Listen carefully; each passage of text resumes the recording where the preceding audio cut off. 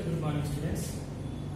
We continue to the thermal equilibrium concept in this video.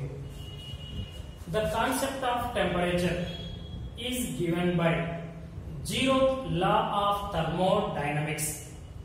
Thermo means always says that heat, dynamics is nothing but the body is in motion. Which one here? Already we know that the molecules are in the motion with the thermal or heat energy. That is the meaning of that one. With help of the zeroth law of thermodynamics, you can easily understand how the two bodies are in equilibrium state.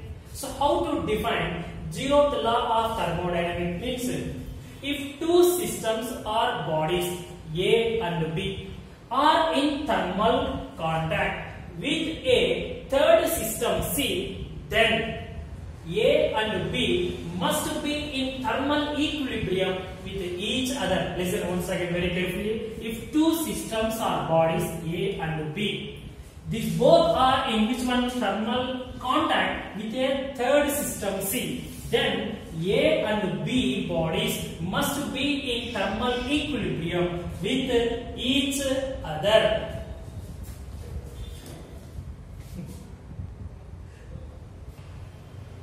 Now I am explaining a simple example to understand zeroth law of thermodynamics. Including here, thermal equilibrium is also there. Now come to that one. According to definition, if two systems or bodies A and B, we have considered that A is one system and B is another system. A system has 40 degrees Celsius temperature and B system has 30 degrees Celsius temperature. These two bodies are initially not in thermal contact here. So these lines are represented. It is a insulator. Means these two are attached by an insulator. Insulator is nothing but it is not allow the heat energy from A to B. That is the meaning of that. That's why these two are means initially between the A and B, no heat is transferred from A body to B body, even though they have difference in temperature.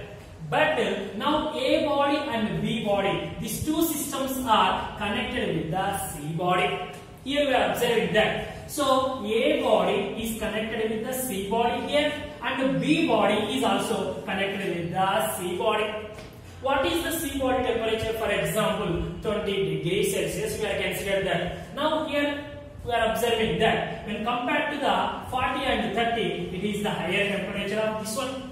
That's why initially what will happen? The heat energy is transferred from A body to C body because of these two are in thermal contact. So already I said that very clearly. It is the higher temperature, it is the lower temperature. That's why heat energy is always moves from higher temperature of a body to lower temperature of a body. So that so A body is loses the heat energy and C body is taken the heat energy. That's why this process will be going continuously up to 42 decreases to 35.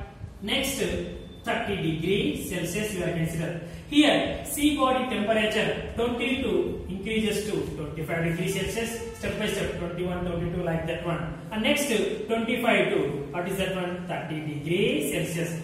Here we are observing that the A body will be loses how much heat energy? 40 minus 30. It loses the 10 degrees Celsius. And C body will be gained or absorbed how much heat energy? So 30 minus 20, it is also 10 degrees Celsius. That's why during the transfer of heat between the different temperature of a bodies, the hot body is losses how much heat energy? The same energy will be gained by the cool body. That's why here A will be losses the 10 degrees Celsius and C will be losses the 10 degrees.